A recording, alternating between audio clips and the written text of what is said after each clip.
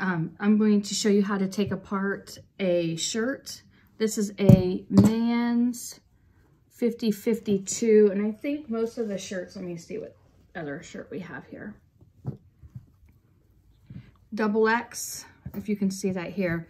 All of these shirts have some type of logo on them, or they've been embroidered with his initials, and that's really important for my customer. She wants every bear, and she ordered 12, so she wants every bear to have this logo incorporated into the bear. So this is a long sleeve man's shirt, and I'm going to show you how I take these apart for my bears. That way I have maximum fabric per bear. So if you look at the seams, I try to follow that seam with my scissors all the way up. Now you don't need to be perfect on this, but you want to be careful because you want to save as much fabric as you can. So here I have one sleeve. I always turn the sleeves inside out because I often use the sleeves for the pads of the bear paws or their ears where there's two sides. So I'm going to put that over there.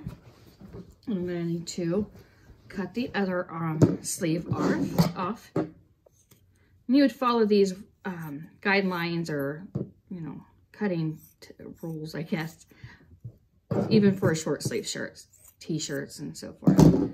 Again, I just pull it inside out. And now for the collar.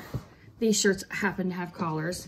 So I like to use or save the collar area, and I'm going to show you how I cut that because I've had customers later on, after the bear was completely sewn together, ask to have a collar placed on, and you don't ever want to demolish these collars because your customer may do that to you, and you would probably feel really bad if you hadn't saved the collar. And I just want to say, this is also an upsell suggestion in my book. So I'm going to plug my book now. It's the Ultimate Guide for Memory Bear and Sentimental Sewing Businesses, where I show you how you can upsell from a Memory Bear and the upsell and the add-ons that help, you know, bring in some more income for you, but also make the Memory Bear more of a custom bear, I should say, more personalized also. So it's a win-win for you and your customers. So what I like to do is I kind of take the collar down about an inch or so around. And again, it does not have to be perfect right now. You want to keep this with the sleeves. And now you'll see the shoulder seam. So I try to take my scissors across that seam as even as I can. And here, are you able to see that seam here? That's where I take these scissors. And then I take the shirt like this. And you'll see the side seam of the shirt. And make sure you do not have these together. I made a mistake before thinking that I could follow the seam straight down, and that does not always work for your favor. So I take my time and cut these side seams separately. I go all the way down. I open up the shirt. You see these? I don't keep these. I do not incorporate these into the bears unless it's made from a wool or alpaca sweater, and then I incorporate these because it has a washing instructions on it.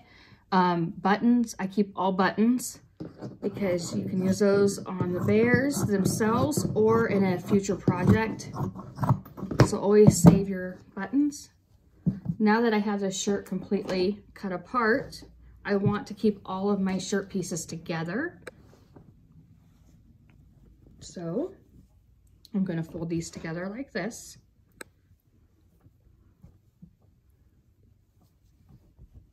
Okay, and then here's the collar and both sleeves, and then I try to fold them into each other like this, and I set it to the side, and I grab the next shirt and I go through the exact same process again. That way we keep, like I said, you want to keep the collar because that's an upsell. You can add that to the bear. And if you follow along with the video tutorials, I'll show you how to do all the things to a bear. You'll want to keep the sleeves, cut down the side seams and the shoulder seams, and keep the buttons.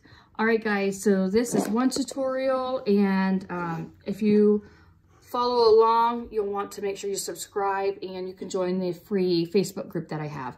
Bye, guys.